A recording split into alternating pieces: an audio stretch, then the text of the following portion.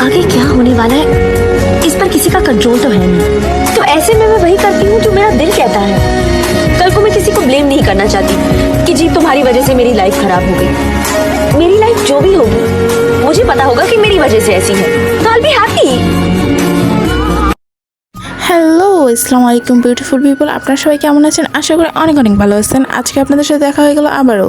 কে কোন জেলা থেকে আমার এই ভিডিওগুলো দেখেন অবশ্যই কমেন্টে এসে বলে যাবেন।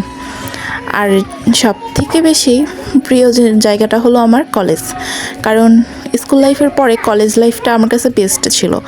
আর চিনতে পেরেছি অনেক অনেক মানুষ, অনেক কিছু শিখতে পেরেছিও অনেক কিছু। যাই হোক, প্রথমে যে আপনার প্র্যাকটিক্যাল খাতাগুলো দেখলেন সম্পূর্ণ হয়েছে আমাদের কৃষি প্র্যাকটিক্যাল খাতা। আজকে স্যার নিয়ে নিল আমাদের কাছ থেকে, দেন আবার 12 তারিখে আবার দিয়ে দিবে সিগনেচার করার জন্য। তো আসলে প্র্যাকটিক্যাল খাতাটা জমা দেওয়ার জন্যই কলেজে আসা। দেন আমার বান্ধবীকে বললাম যে কিছু কিছু ভিডিও ক্লিপ আমাকে নিয়ে দাও। তো আমার বান্ধবী আসলে আমাকে কিছু কিছু ভিডিও ক্লিপ নিয়ে দিচ্ছিল। আসলে এরকম একটা বান্ধবী থাকলে আর কী লাগে, তাই না? এই হলো আমার স্কুল লাইফের একটা বান্ধবীর নাম হলো মিম। মিমকে নিয়ে আমি যতই বলবো আমার লাইফে ততই কম হবে, কারণ মিম হলো আমার দ্বিতীয় মায়ের মতো এক কথায়। মানে একটা বড় বোন, একজন মায়ের মতো একটা বান্ধবী থাকে না, যেমন সবসময় শাসন করে, ভুল সঠিকগুলা দিকগুলা দেখায় দেয়, সেম হলো ওই।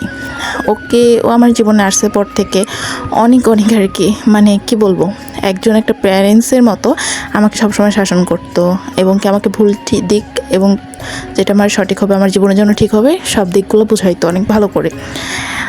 তো ওর হাত ধরে আর কি চলে যাচ্ছিলাম বাইরে।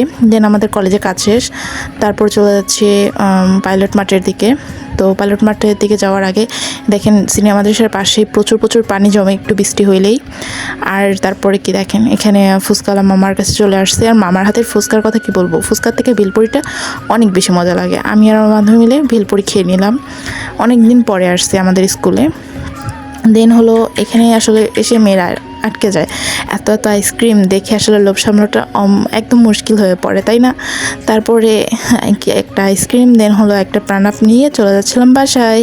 আজকের ভিডিওটা এতটুকুই ছিল, একদমই একটা মিনি ব্লগ। আপনাদের সবার কেমন লাগছে অবশ্যই কমেন্টে বলে যাবেন। আল্লাহ হাফিজ।